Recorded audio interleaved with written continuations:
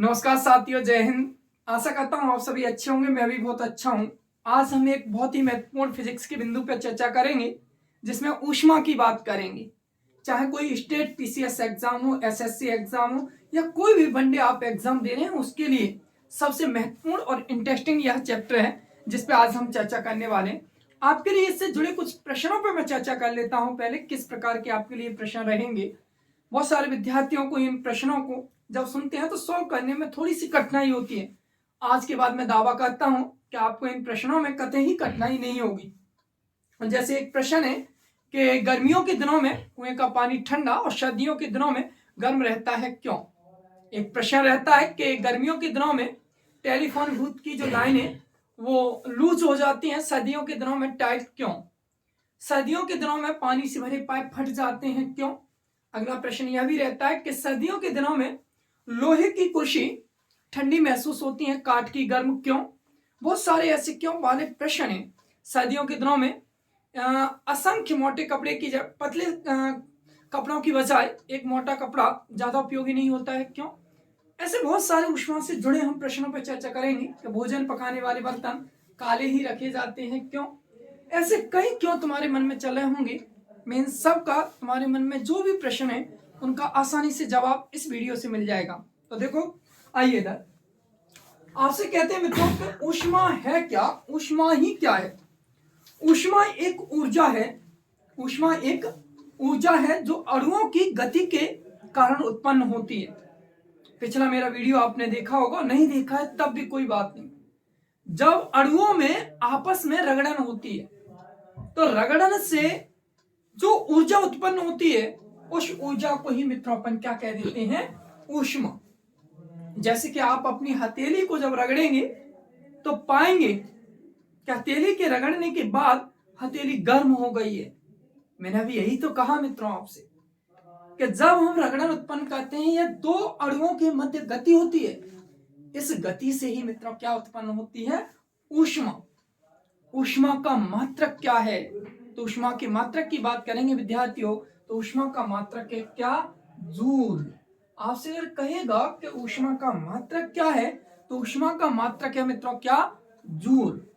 आपसे एक और प्रश्न हो जाता है कि यह तो एसआई यूनिट में, सीजीआई यूनिट में अगर देखेंगे तो क्या है मित्रों, तो आप कह देंगे क्या, कैलोरी।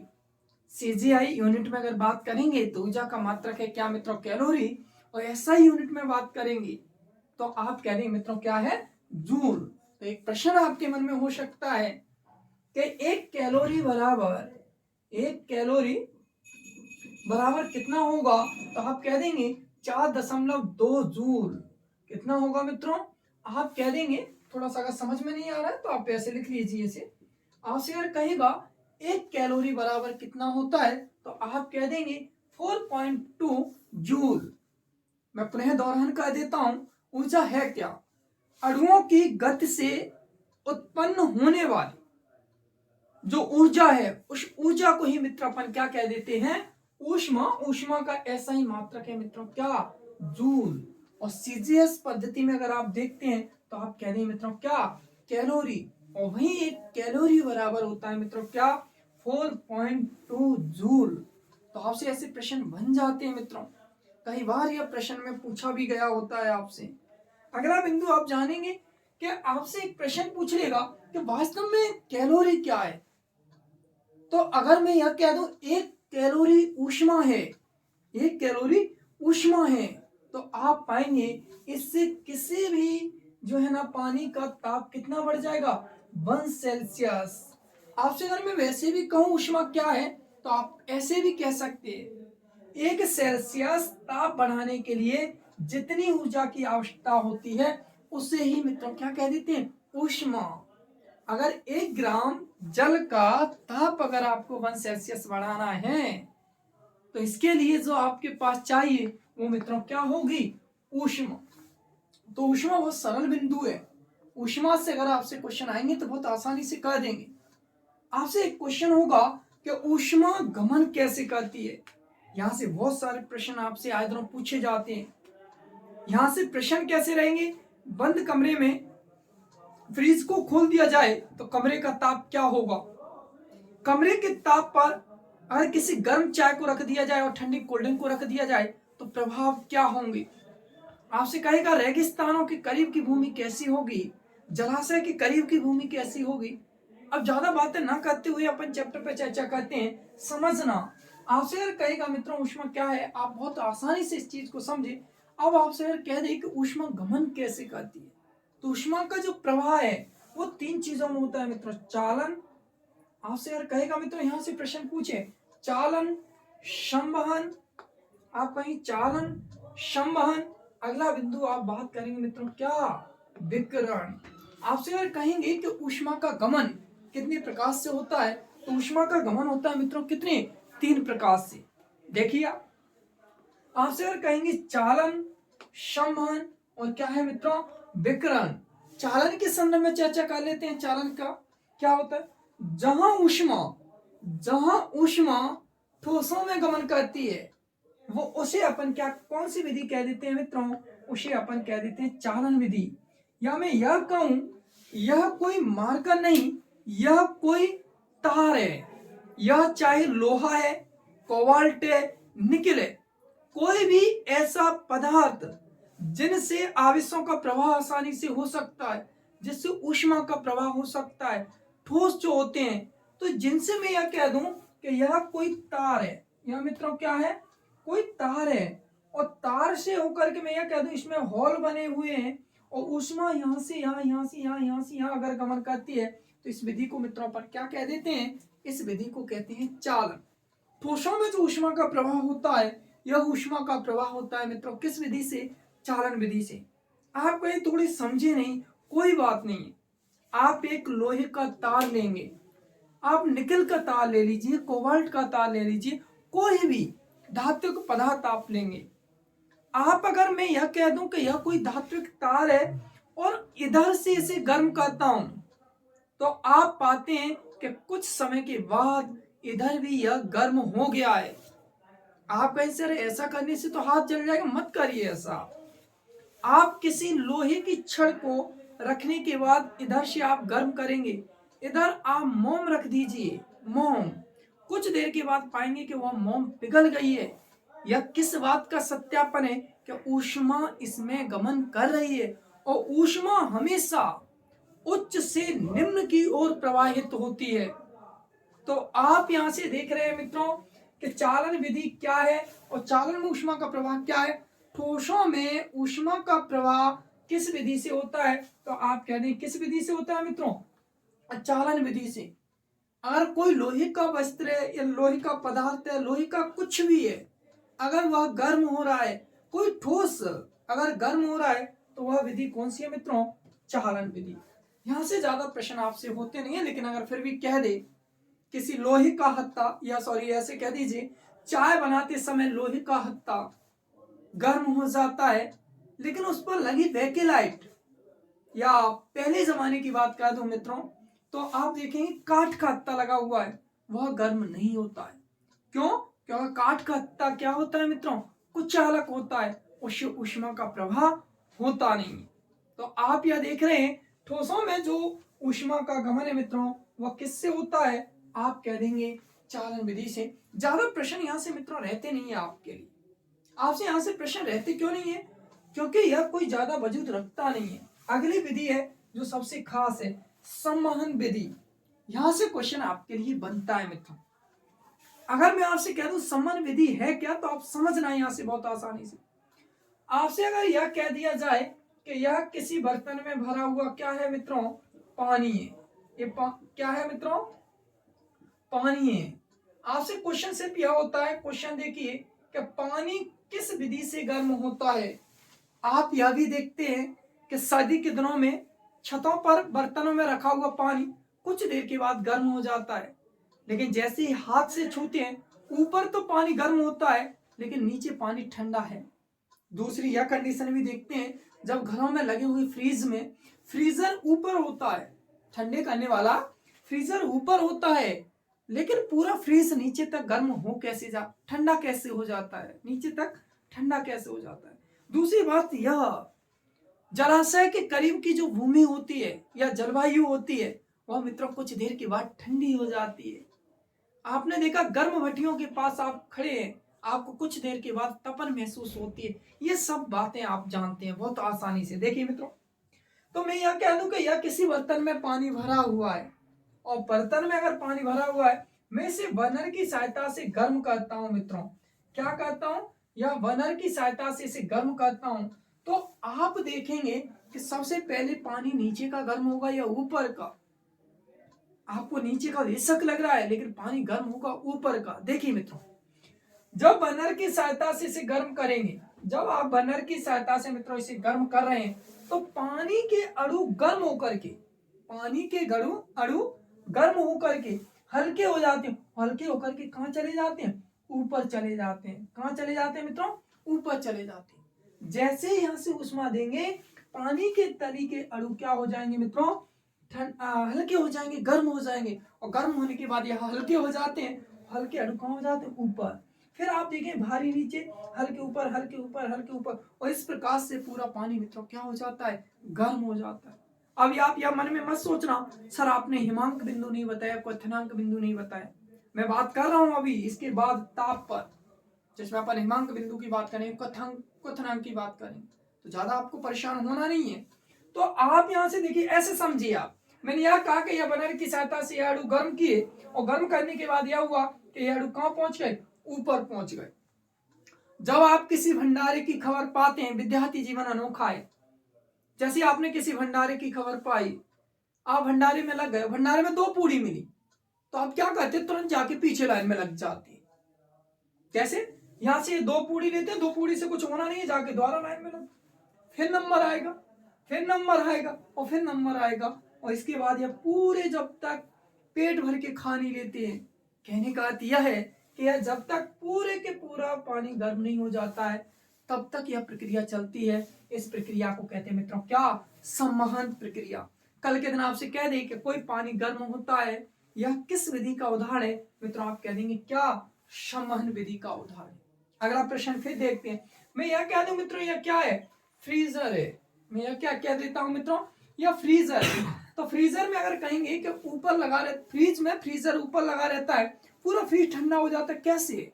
देखिए मित्रों, आप देखें फ्रीजर यहां पर लगा है जो हिमांक बिंदु को प्राप्त करता है, ये ठंडा बिंदु प्राप्त कर, तो यहाँ ऊपर की वायु ठंडी होगी कि नहीं? ऊपर की वायु ठंडी होगी, और ठंडी होकर के अणु भारी हो जाते हैं, और भारी होकर के ये बार बार कहां आते हैं मित्रों? नीचे तक आते हैं। कहां तक आते हैं मित्रों? नीचे तक। यहाँ क्या हो रहा है? पानी गर्म कर रहे हैं, पानी गर्म कर रहे हैं, यह हो रहा है कि अणु ताप पा करके हल्का हो जाता है। जैसे किसी के कान के नीचे रख दो, गर्म हुआ, तुरंत भाग जाएगा, ये भाग गया गर्म होकर के। अब ये मित्रों क्या है? ये वो है जो ठंडे हैं। ठंडे होते हैं तो क्या होते हैं? बैठ जाते हैं, फिर भागते नहीं है, शीतलता आ जाती है। जब आप में जैसे जैसे जीवन में अनुभव आता जाएगा, अभी छोटे से प्रश्न आपको आ जाते हैं, उतने में आप चीख उठते हैं, सर मैं बताऊंगा, मैं बताऊंगा।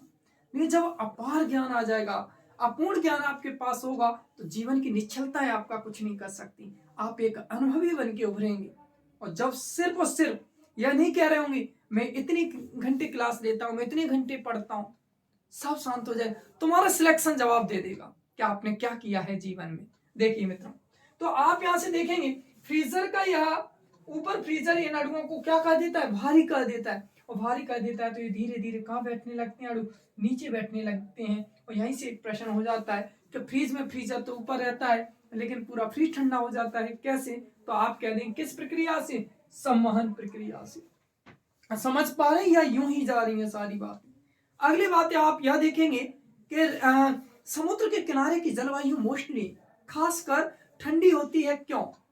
हम पाते हैं कि चारों तरफ का जो एनवायरनमेंट है, या चारों तरफ की जो वायु है, उसमें नमी आ जाती है, पानी के कण आ जाते हैं, और पानी के कण आ जाने से वायु भारी हो जाती है, और भारी होने से वो धीरे धीरे बैठ जाती है, धीरे धीरे बैठ जाती है, और उसके चारों तरफ का मौसम कैसा हो जाता है मित्रों? ठंडा हो जाता है। अब एक प्रश्न मैं आपसे मित्रों पूछ लेता हूं सहज। गर्मी के दिनों में आप एक घटना पाते होंगे कि अगर कोई मित्र गर्म चाय लाया है, एक साथ ऐसा होता नहीं है लेकिन हो जाए, कल जॉब लगने के बाद जब किसी के घर पे जाओगे देखने के लिए, तब स्थितियां पैदा हो सकती हैं आपसे। तो एक साथ अगर ज्यादा प्यार कर दिया, एक साथ में चाय आ जाती है, एक साथ में ही मित्रों कोल्ड ड्रिंक आ जाती है, तो आप पाते हैं कि चाय तो धीरे धीरे ठंडी हो जाती है, और ठंडी कोल्ड ड्रिंक थी वो धीरे धीरे क्या हो जाती है, गर्म हो जाती है। ऐसा क्यों मित्रों? क्या यह सामान्य प्रक्रिया है? क्या यह विकिरण प्रक्रिया है? विकिरण पे तो मैंने अभी चर्चा की ही नहीं है। क्या यह चालन क्रिया है? समझिए थोड़ा सा ना। ये मित्रों होता है ताप का संतुलन बिंदु। ताप का क्या होता है? संतुलन बिंदु।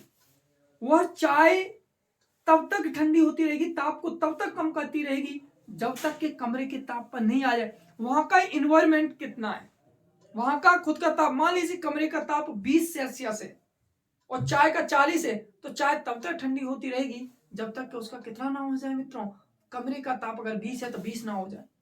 और जो कोल्ड ड्रिंक आप कह रहे हैं ठंडी लाएं, वो गर्म, तब गर्म क्यों हो जाती है? क्योंकि अगर कमरे का ताप 20 है तो चाहे वो अगर मान लीजिए -5 है, -3 है, -2 है, या माइनस में नहीं है, प्लस में, लेकिन वो हिमांक बिंदु पर ठंडी है, तो वो तब तक उस ताप पर आ जाती है जितना कमरे का ताप है। क्योंकि कमरे का ताप क्या है मित्रों? अधिक है। तो आपसे अगर कह दे कि अगर किसी कमरे में गर्म चाय और ठंडी कोल्ड ड्रिंक लाई जाती है, तो चाय ठंडी, कोल्ड ड्रिंक गर्म हो जाती है। क्यों? क्योंकि वो कमरे के ताप पर आ जाती है और वहां पर आके वो क्या हो जाती है, स्थित हो जाती है। एक प्रश्न और बता देता हूं मित्रों, बहुत कीमती प्रश्न है यहाँ भी।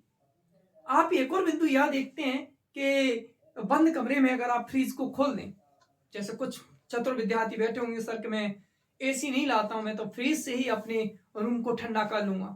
कहीं ऐसे चतुर विद्यार्थी होते हैं, तो इस भ्रम में ना रहें। जैसे ही आप बंद फ्रीज को खोलेंगे मित्रों, समझिए मेरी बात, बंद फ्रीज को खोलेंगे तो जो फ्रीज के अंदर ठंडी वायु है वो आपके क्या आ जाएगी, कमरे में। और आप कहें सर कमरा ठंडा हो गया, बेशक पहले कमरा ठंडा होगा, लेकिन मैंने अभी एक बात कही, कमरे का ताप अधिक और आप देख रहे हैं कि आपके फ्रीज का ताप कम है, थोड़ी देर के बाद वो वायु धीरे धीरे क्या कर देगी, गर्म कर देगी, और फ्रीज भी क्या हो जाएगा, गर्म। बचपन में अगर आपने उदंडताएं की होंगी तो सहज एक बात सुनी होगी आपने, बात क्या है कि बार बार फ्रीज की खिड़की मत खोलिए, क्योंकि बार बार खिड़की खोलने से फ्रीज क्या हो जाता है, गर्म हो जाता है, क्योंकि वह कमरे के ताप को प्राप्त कर लेता है। हाँ, खिड़की तो तुम सामने की भी मत ताकी, कुछ खास होने वाला नहीं देखी। तो आपसे यहां से प्रश्न जो रहेंगे वो सारे प्रश्न यही है।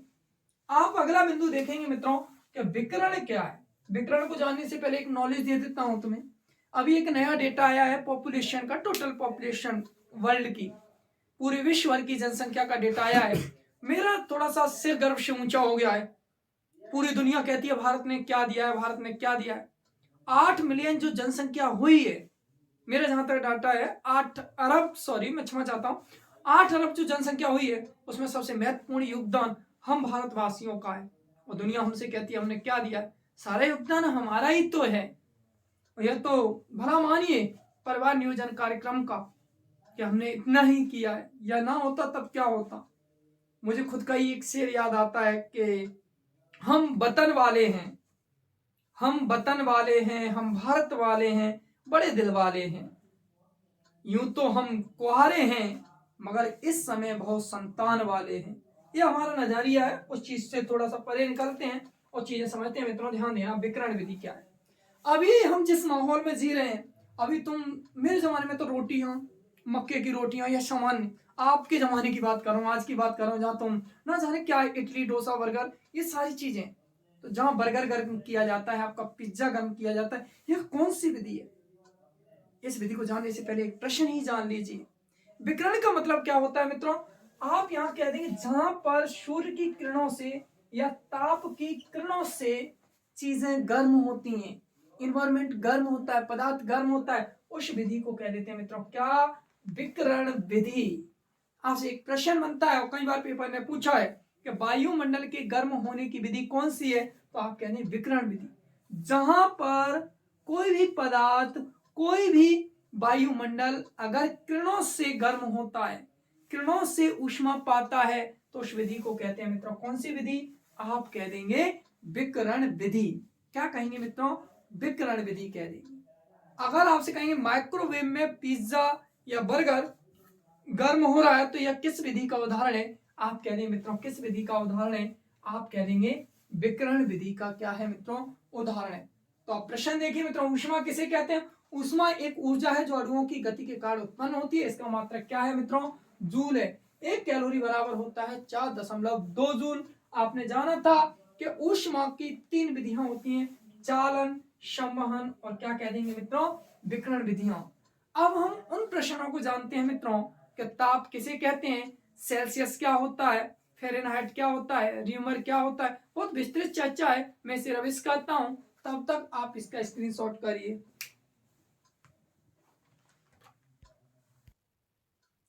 हाँ तो मित्रों देखिए मित्रों, अभी अपन जिस पे जो चर्चा कर रहे थे वो क्या है मित्रों, ऊष्मा।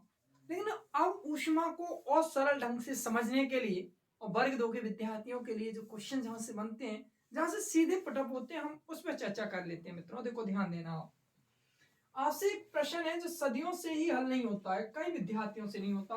ताप क्या है, टेम्परेचर है क्या। बहुत सारे विद्यार्थी इसे लेकर के यहाँ परेशान रहते हैं, वो ऊष्मा को ही ताप समझ लेते हैं ना। ताप का अर्थ क्या है, जो किसी भी वस्तु की ऊष्मा, किसी भी वस्तु की ऊष्मा या ठंडक को बताए उसे ही कहते हैं मित्रों क्या, ताप। समझिए कुछ बात, ताप है क्या। ताप सिर्फ यह बताता है कि कोई वस्तु कितनी गर्म है, कोई वस्तु कितनी ठंडी है। मेरी बात समझिए मित्रों, अब तक हम ताप का अर्थ गर्म समझते थे। मेरे ऐसे कई मित्र होंगे जो कहें भले ना, ये सच्चाई यह है कि ताप का मतलब वो गर्म समझते होंगे। नहीं, ताप का अर्थ गर्म नहीं है मित्रों। ताप का अर्थ तो सिर्फ यह है, यह बताते कि कोई वस्तु कितनी ठंडी है, कोई वस्तु कितनी गर्म है। किसी वस्तु की ठंडक एवं गर्माहट का जो एहसास कराता है मित्रों, या बताता है, उसे ही अपन क्या कह देते हैं, तो उसे ही अपन कहते हैं क्या, ताप। तो आपसे अगर मित्रों कहता है क्या कि ताप कहते किसे हैं, तो ताप के लिए आप कह देंगे क्या, जो किसी वस्तु की ऊष्मा एवं किसे ठंडक को बताए। कोई वस्तु कितनी ठंडी है, कोई वस्तु कितनी गर्म है, इसका निर्धारण करे, उसी मित्रों अपन क्या कहते हैं, ताप। ताप के लिए हम एक चीज जानते हैं कि ताप में दो बिंदु होते हैं, एक होता है मित्रों क्या, हिमांक, और एक बिंदु होता है मित्रों कौन सा, आप कह देंगे क्वथनांक। क्या होता है मित्रों, एक बिंदु होता है क्या, हिमांक, और एक बिंदु होता है मित्रों क्या, क्वथनांक। समझना, ताप बस सिर्फ यह है कि किसी वस्तु को, कोई वस्तु कितनी गर्म है, या आप कह देंगे कोई वस्तु कितनी ठंडी है। तो एक बात समझिए मित्रों, क्वथनांक वह बिंदु है जिस बिंदु पर, क्वथनांक ताप का वह बिंदु है जिस बिंदु पर द्रव वाष्प में बदल जाता है, कोई द्रव वाष्प में बदल जाता है। और मित्रों हिमांक वह बिंदु है, हिमांक वह बिंदु है जिस ताप बिंदु पर कोई वस्तु, सॉरी, कोई द्रव जम जाता है। क्या होता है, जम जाता है, उसमें मित्रों क्या हो जाता है, वाष्पित हो जाता है। ताप का अर्थ क्या है, ताप वह जो किसी वस्तु की क्या बताए कि कितनी ऊष्मा है, या कोई यह बताए कितनी क्या है, कोल्ड है। हीट या कोल्ड के बारे में बताए, वही मित्रों क्या है, टेम्परेचर है। आप समझिए मित्रों, और आप यहां से देखें कि इनके दो बिंदु होते हैं, एक तो क्वथनांक बिंदु, एक हिमांक बिंदु। हिमांक बिंदु वह बिंदु जिस ताप पर कोई वस्तु जम जाती है, और क्वथनांक वह जिस पर कोई द्रव क्या होता है मित्रों, किस में बदल जाए, आप कह देंगे वाष्प में। ताप को मापने के 4 पैमाने हैं, और यहां से मित्रों सीधे आपसे प्रश्न बन जाते हैं। ताप को मापने के कितने पैमाने हैं, तो आप कह देंगे मित्रों कितने पैमाने, 4 पैमाने।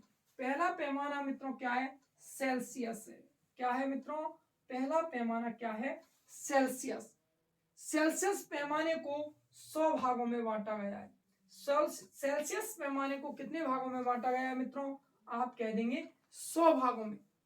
1 2 3 4, यह 0 सेल्सियस से प्रारंभ होता है, और यह कितने तक होता है मित्रों, आप कह देंगे 100 सेल्सियस। इसका अर्थ क्या है, अर्थ समझिए। तो आप ये देखें, सेल्सियस पैमाना ताप का वह पैमाना है जो यह कहता है 0 पर हिमांक बिंदु प्राप्त होता है।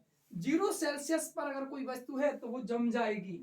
अगर 100 सेल्सियस पर अगर कोई द्रव है, और इधर अगर कोई द्रव है, तो 100 सेल्सियस पर कोई द्रव मित्रों क्या हो जाएगा, वाष्पित हो जाएगा। क्या हो जाएगा, वाष्पित हो जाएगा। पुनः मुझे समझे, आप आसानी से समझ जाएंगे। सेल्सियस पैमाने को 100 बराबर भागों में बांटा गया है, हर एक यूनिट में। आप देखेंगे 0 सेल्सियस वह ताप बिंदु है जिस ताप बिंदु पर हमें हिमांक प्राप्त होता है, कोई द्रव जिस ताप पर जम जाता है। आप देखेंगे 100 सेल्सियस डिग्री ताप बिंदु वह पैमाना है जिस पर कोई बिंदु क्या है, क्वथनांक बिंदु या बाष्पित हो जाता है। अगला पैमाना आप देखेंगे मित्रों क्या है, रियूमर पैमाना। क्या है मित्रों, रियूमर पैमाना क्या है, आप कह देंगे रियूमर पैमाना। रियूमर पैमाने को मित्रों 80 बराबर भागों में बांटा है। कितने में बांटा है, 80 बराबर भागों में बांटा है। कहने का अर्थ यह हुआ डियर, आप देखेंगे कि 0 रियूमर से लेकर के आप यहां पर देख रहे होंगे क्या प्राप्त होगा, 80 रियूमर। क्या होगा, 0 रियूमर से 80 रियूमर। इसका अर्थ है कि अगर किसी ताप को आप रियूमर पैमाने से माप रहे हैं तो आप पाएंगे कि 0 रियूमर वह ताप है जिस ताप पर कोई द्रव जम जाएगा, और 80 रियूमर वह ताप है जिस ताप पर मित्रों क्या होगा कि कोई द्रव किसमें बदल जाएगा, वाष्प में। आप दो पैमाने और जानेंगे मित्रों, बहुत खास पैमाने हैं वो दो भी।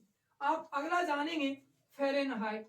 क्या है मित्रों, फ़ारेनहाइट की बात करेंगे तो फ़ारेनहाइट की बात करिए मित्रों आप, फ़ारेनहाइट में क्या है, फ़ारेनहाइट को भी मित्रों कितने भागों में बांटा है, आप कह देंगे 180 भागों में बांटा है। फ़ारेनहाइट को कितने में बांटा है मित्रों, तो आप कह देंगे 180 भागों में। कहने का मतलब क्या है, एक फ़ारेनहाइट, दो फ़ारेनहाइट, इस प्रकार से आप देखेंगे मित्रों तो कितने भागों में बांटा है, 180 भागों में। शायद अभी तुम्हें मेरी बात ना समझ में आए, कोई बात नहीं है, नहीं समझ में आ रही, कोई ज्यादा जरूरी है नहीं, क्योंकि जिस चैप्टर को पढ़ रहे हैं उसका नाम ताप है। मुझे एक बात याद आती है, एक बालक पड़ोसी के पास पहुंच गया और उसने कहा, ताऊ मुझे स्त्री चाहिए। ताऊ ने ताई की ओर देखते हुए कहा, ले जाओ। उन्होंने कहा, ना ताऊ, मुझे क्या है, करंट मारती है वो चाहिए। उन्होंने कहा, हाथ लगा के तो देख। तो बस आप थोड़ा सा हाथ लगाने की कोशिश कीजिए, सारा नजारा आपके सामने होगा। फ़ारेनहाइट के संदर्भ में देखिए आप, तो फ़ारेनहाइट को आप कहेंगे क्या, 180 भागों में बांटा है। 32 फ़ारेनहाइट से लेकर के क्या, 32 फ़ारेनहाइट से लेकर के मित्रों कितने तक, 212 फ़ारेनहाइट। अर्थ क्या हुआ, 32 फ़ारेनहाइट वह ताप बिंदु है, 32 फ़ारेनहाइट वह ताप बिंदु है जिस ताप पर कोई भी द्रव क्या होगा, जम जाएगा, और 212 फ़ारेनहाइट वह ताप है जिस ताप पर मित्रों क्या होगा, आप कहेंगे कोई भी द्रव किस में बदल जाएगा, वाष्प में। अगला और अंतिम पैमाना, मैं अभी मित्रों आप यहां से मापी ना समझ लें, सर आप कहें द्रव मापी, गैस मापी, मैं मापी नहीं बता रहा आपके लिए, अभी मैं आपके लिए बता रहा हूं पैमाने ताप को मापने के। देखिए मित्रों, अगला पैमाना आप लेंगे तो अगला पैमाना बहुत उत्तम पैमाना है जो सबसे प्रचलित भी है। क्या है मित्रों, केल्विन पैमाना। कौन सा पैमाना है, आप कह देंगे डियर कौन सा, केल्विन पैमाना। केल्विन पैमाने को कितने भागों में बांटा है मित्रों, तो आप कह देंगे केल्विन पैमाने को भी कितने में, 100 भागों में बांटा है। एकमात्र अद्भुत आप देख रहे हैं, रीमर पैमाने को कितने में, 80 भागों में बांटा हुआ है। आप यहां से देखें सेल्सियस को 100 में, और आप यहां से फ़ारेनहाइट को कितने भागों में बांटे हैं डियर, तो आप कह दें 180 में। अब यहां से केल्विन पैमाने की जब मैं चर्चा करूंगा मित्रों, तो आप पाएंगे कि इसे कितने भागों में बांटा है, आप पा रहे हैं कि इसे 100 भागों में बांटा है। देखना बहुत सहज ढंग से, तो आप पाएंगे कि 273 केल्विन से, कितने से मित्रों, 273 केल्विन से लेकर के जिसकी अपन चर्चा करते हैं मित्रों, वो है कितना, 373 केल्विन। कितना, आप यहां से देखेंगे मित्रों 273 केल्विन से लेकर के आप पाओगे कितना, 373 केल्विन। आप यहां से देख रहे हैं कि ताप क्या है, ताप वह है जो किसी वस्तु की गर्माहट और ठंडक को होता है, उसे ताप कहते हैं। ताप में दो बिंदु होते हैं, हिमांक वह जिस पर कोई जो पदार्थ है जम जाता है, क्वथनांक वह जिस पर क्या हो जाता है, वाष्पित हो जाता है। ताप को मापने के लिए चार है हमारे पास, सेल्सियस पैमाना 100 बराबर भागों में बटा हुआ है, र्यूमर पैमाना 80 भागों में बटा हुआ है, फ़ारेनहाइट की बात करेंगे मित्रों 180 भागों में, केल्विन कितने में, 100 भागों में। लेकिन बात यह नहीं है मित्रों, कल के दिन प्रश्न ऐसे आते हैं, 40 फ़ारेनहाइट कितने केल्विन के बराबर होगा। कल के दिन प्रश्न यह आएंगे आपके लिए, 60 फ़ारेनहाइट है वो कितने र्यूमर के बराबर होगा। अगला प्रश्न यह भी तो हो जाएगा मित्रों, इसमें कोई खास बात नहीं है, 80 र्यूमर कितने केल्विन के बराबर होगा। तो यह मैंने बहुत बेहतरीन खुद की ही निकाली हुई एक ट्रिक है, ट्रिक नहीं कहेंगे मित्रों, ऐसा कुछ भी नहीं है, ट्रिक जैसी कोई बात है नहीं, जब आप किसी चीज को लगातार पढ़ते हैं वो आपकी हो जाती है, लगातार देखने से भी तो हो जाती है। तो आप यहाँ से देखें, जब तुम किसी भी चीज का लगातार अभ्यास कर रहे होते हैं, अनुभव कर रहे होते हैं, तो चीजें आपकी हो जाती है, इसमें कोई कतई संदेह वाली बातें हैं नहीं। जो मेरे दोस्त अजीज मेरे हम साथी या सोचते होंगे कि सर हमें कॉन्फिडेंस नहीं आता है, हम एग्जाम को निकाले कैसे। एग्जाम को निकालने के लिए कुछ नहीं करना है, सिर्फ एक खास बात है, मेरा अनुभव है यह, आप चीजों को इग्नोर करना सीख जाइए। कोई भी सिलेक्शन बस इतनी बड़ी बात है, कोई भी सिलेक्शन बस इतनी बड़ी बात है, 4 मैथ्स किताबें पढ़नी होती है, लेकिन लड़ना उन किताबों से नहीं है। जो लोग हैं तुमसे कहते हैं कि सिलेक्शन नहीं हो पाएगा, लड़ना उन हर रोज के व्यर्थ कामों से, मोबाइल को जो समय दे रहे हैं आप, अपने दोस्तों को जो समय दे रहे हैं आप, अनचाही वस्तुओं को समय दे रहे हैं, वो समय आपका खराब कर रही है ना, उनसे लड़ना है। बाकी पढ़ाई तो इतनी सी है, वो आपको सही ढंग से हो सकती है। जो सिलेक्शन लेते हैं वो कोई अलग लोग नहीं है, वो तुम्ही में से आते हैं मित्रों। तो जो वर्ग 2 की तैयारी कर रहे हैं या 1 की तैयारी कर रहे हैं या किसी भी एग्जाम की तैयारी कर रहे हैं, खुद को साध लें और व्यर्थ समय को जाया ना करें, क्योंकि यह मौका फिर मिल जाएगा आपको ट्विटर पे जाने का, अकाउंट पे जाने का। मित्रों आगे क्वेश्चनों पे चर्चा करते हैं। देखिए अब आप यहाँ से क्वेश्चनों पे किस प्रकार से चर्चा करेंगे, क्या टेक्निकल टीम मुझे बताएगी कि यहाँ पे दिख रहा है ठीक से, दिखना आप तो थोड़ा सा दिख रहा है। देखिए मित्रों अब देखो प्रश्न, देखिए प्रश्न क्या है। मैंने कहा कि यहाँ से प्रश्न ऐसे होंगे कि 60 केल्विन को फ़ारेनहाइट में बदलिए या फ़ारेनहाइट को केल्विन में, ह्यूमर को डॉट डॉट करके यहाँ से प्रश्न आपसे रहेंगे।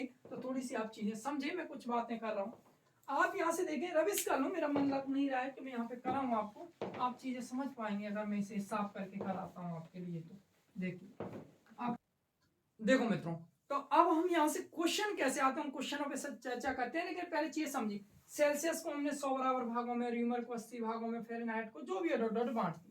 तो देखिए अभी एक फॉर्मूला है बहुत सिंपल सा, आप देखेंगे सी कितने से प्रारंभ होता है मित्रों, 0 से, तो आप देखेंगे सी माइनस क्या करेंगे, 0 करेंगे, और कितने भागों में बटा हुआ है, 100 में से अपन क्या है 0 घटाएंगे मित्रों, तो कितना, क्योंकि सेल्सियस 100 है, 100 में से अपन 0 घटाएंगे तो अंतर कितने का आएगा मित्रों, आप कह देंगे 100 का। अगला देखिए आप यहां से देखें f माइनस 32, क्या देंगे f माइनस 32, f आप देखें कि f कितना है 212 है, और 212 में से 32 गया तो मित्रों आपके लिए कितना आ गया 180। अगला बिंदु आप रखेंगे मित्रों क्या, र्यूमर, र्यूमर कितने से प्रारंभ है, 0 से, तो आप यहां से देखेंगे क्या कि r का मान कितना है 80, 80 है ज्यादा से ज्यादा, 80 में से 0 गया तो कितना बच गया मित्रों 80। अगला मैं यहां ले लेता हूं दोबारा से, आप देखें मित्रों केल्विन कितना है, केल्विन 273 है, केल्विन कितना है 273, और 273 जो है ना क्या है केल्विन है, कुल टोटल कितना है 373, 373 में से 273 गया तो कितना बच गया मित्रों, आप कहेंगे कितना बच गया 100, 0 से 0, 0 से 0, 0 से 0, आप यहाँ पे 2 का डिवाइड कर दो, 2 दूनी 2 चौक 8, या 2 4 जा 8, यहाँ पर देखेंगे 2 9 जा 18, आप यहाँ से देखेंगे कितना हो गया 5, यहाँ से देखेंगे मित्रों क्या आ गया 5। आप यहाँ से कुछ इस प्रकार से नहीं देख रहे, के माइनस 273 बट्टे कितना हो गया मित्रों 5 यूजकल टू, आप देखेंगे सी में से 0 रिमेन किया, सी अपॉन के क्या हो गया मित्रों 5 यूजकल टू m माइनस 32 अपॉन कितना आ गया है मित्रों 9 यूजकल टू r अपॉन के कितना हो गया 4। देखिए मित्रों आप समझे, बहुत सिंपल सी बात, आप यहाँ देख रहे हैं केल्विन माइनस 273 बट्टे कितना 5 बराबर सी बट्टे 5, तो इस प्रकार से हमें यह एक फॉर्मूला बन के क्या हो गया है मित्रों तैयार हो गया है। बात यह नहीं है, मैं कुछ चीजें समझा रहा हूं उसे आसानी से समझना। अब कल के दिन एक प्रश्न आ गया आपके लिए, क्या आपके लिए आ गया मित्रों कि C40 को, C40 है या सेल्सियस 40 को फ़ारेनहाइट में बदलिए, फ़ारेनहाइट क्या होगा, कुछ नहीं होगा मित्रों, सिर्फ तुलना कर दो किसकी, सेल्सियस की फ़ारेनहाइट, सेल्सियस कितना है C/5, तुलना किससे करनी है फ़ारेनहाइट से, तो आप कर दें f माइनस 32 अपॉन के कितना आएगा मित्रों 9। आप समझ पा रहे हैं, आप यहां से देखेंगे कि C का मान कितना रख देंगे 40 बट कितना हो जाएगा 5 यूज कर टू m माइनस 32 बट कितना 9। आप यहां से देखेंगे मित्रों 5 से आप किसे काट देंगे 40 को, कितना हो जाएगा 5 8 जा 40, आप समझिए इसे, कन्वर्ट क्या हो जाएगा 40, और 8 का आप इससे 9 से क्या कर देंगे गुणा, कितना हो जाएगा 72, इधर आप देखिए, अच्छा मैं इधर कर दूं मित्रों, परेशान मत। 8 का 9 से अपन गुणा करेंगे, कितना हो जाएगा 72। इधर कितना है f माइनस 32, ये माइनस का 32 इधर आएगा मित्रों, किसका हो जाएगा प्लस का 72, प्लस क्या हो जाएगा 32। आप यहां से देखेंगे मित्रों कितना आ गया है 4, और ये कितना हो गया है, तो आप देखेंगे 104 हो गया है। तो आपसे कल के दिन एक प्रश्न पूछेगा कि अगर किसी व्यक्ति को 40 सेल्सियस बुखार है तो बताइए कितने फ़ारेनहाइट बुखार होगा। सीधी सी बात है, कितना होगा मित्रों 104 फ़ारेनहाइट उसे बुखार होगा। आपसे कहेगा कि C40 कितने फ़ारेनहाइट के बराबर है, आपने कुछ नहीं किया, क्या C और F की क्या कर दी मित्रों तुलना कर दी। यही प्रश्न यह पूछता कि C40 कितने र्यूमर के बराबर होगा, कुछ नहीं करना है, C वट क्या कर देंगे 5। देखो मित्रों कल के दिन एक क्वेश्चन आ जाए, क्या क्वेश्चन यही हो, क्या C40 सेल्सियस जो है ना कितने र्यूमर के बराबर होगा, कुछ नहीं करना है। सेल्सियस की तुलना किससे करनी है मित्रों, आपको र्यूमर से करनी है। कैसे कर दीजिए, कुछ नहीं है, आप देखेंगे C वट क्या होगा 5 यूज कर टू, कितना करना है मित्रों आपको, आप यहां से देखेंगे R कितना, R वट कितना हो जाएगा 4, C कितना दिया है 40 वट क्या कर दोगे मित्रों 5, बराबर में आप देखेंगे क्या R वट 4, 4 का गुणा यहां करेंगे कितना हो जाएगा 160, 160 में आप 5 का क्या कर दो डिवाइड कर दो, जो आंसर आएगा वो यहाँ पर क्या मान लिया जाएगा मित्रों आंसर मान लिया जाए। कुछ चीजें यहाँ जानते हैं, देखिए मित्रों अब एक क्वेश्चन बता, कल के दिन यहाँ आ जाए आपसे क्वेश्चन आ जाए कि 240 जो है ना मित्रों, यहां से क्वेश्चन समझिए 223 केल्विन को 223 केल्विन को यहां से समझना थोड़ा सा, 223 केल्विन को जो है ना किस में बदलिए आप र्यूमर में बदलिए, या कहीं भी आ जाए फ़ारेनहाइट में, तुम तो बस उससे तुलना कर दीजिए, कुछ नहीं करना है। केल्विन कितना दिया है मित्रों, केल्विन का देना कितना 223, और 223 में से आप इसे घटाएंगे, सवाल आपको इस प्रकार से बन जाएगा। लेकिन मैं इन चीजों को छोड़ के कुछ चीजें बता देता हूं, बड़े ध्यान से सुनना, मुझे देखना, कल के दिन आपसे एक प्रश्न बन जाए, उस चीज को समझिए। कह दे कल केल्विन 373, ध्यान से सुनना मुझे, केल्विन 373 कितने फ़ारेनहाइट के बराबर होगा। देखिए मित्रों एक बात समझे, बहुत बारीक सी बात कर रहा हूं, यह प्रश्न आपसे पूछ लिए जाए, कुछ मत करना, एक चीज समझे बहुत बारीकी से, मैं एक प्रूफ करके बता दूंगा, बाकी तुम्हें मुझ पे बात विश्वास करना पड़ेगा। एक मैं प्रूफ करा देता हूं, बाकी सब पे तुम विश्वास कर लेना कि सर हाँ ऐसे ही किए जाते होंगे, लेकिन एक पे मैं तुम्हें विश्वास दिला देता हूं, चीजें दिख रहा। मैंने कहा कि केल्विन 373 किसके बराबर होगा, मुझे इसका आंसर पता है कि र्यूमर 80 के बराबर होगा। आप कहें सर रट रहा है, नहीं रट रहा है, देखो समझना, मैंने कहा केल्विन 373 किसके बराबर होगा, आप कहें सर हमें नहीं पता, तो आप ये बताइए कितने र्यूमर के बराबर होगा, या आप कहें सर र्यूमर मत बताइए, र्यूमर बार बार ले रहे हो आप, फ़ारेनहाइट के बराबर बताइए कितने फ़ारेनहाइट होगा। मुझे पता है 212 होगा, मुझे पता है यह 212 होगा, बस तुम्हें भी कुछ क्षणों में पता चल रहा है इसका 212 क्यों होगा। आप देखेंगे केल्विन माइनस 273 डियर बटे में कितना 5, किसके बराबर पूछा, कितनी फ़ारेनहाइट, फ़ारेनहाइट का सूत्र हमें पता है एफ माइनस क्या है मित्रों 32 बटे क्या रख लिया है 9, के का मान कितना है 373, 373 क्या है मित्रों 373 माइनस के 273 बटे कितना है 5, एम माइनस 32 बटे कितना है 9। आप यहाँ 373, अच्छा मैंने गलत लिख दिया, 373 में से 273 घटाएंगे 100, 100 में आप 5 का क्या दे देंगे मित्रों भाग दे देंगे, कितना आ जाएगा 20, 20 से नहीं आ रहा समझ में, आपको समझ नहीं पा रहे, ध्यान देना, आप 373 में से 273 घटाओगे मित्रों कितना पाएंगे 100, 100 में आप 5 का भाग देंगे कितना आएगा 20, 20 का गुणा 9 से करेंगे आप पाएंगे 180। आप यहां से देखेंगे f माइनस क्या आएगा मित्रों 32, जैसे ही 32 को आप इधर लाएंगे डियर, आप पाओगे कि आंसर आपके लिए आ गया है खूबसूरत से, f बराबर कितना, इधर माइनस का 32 आएगा तो कितना हो गया 212।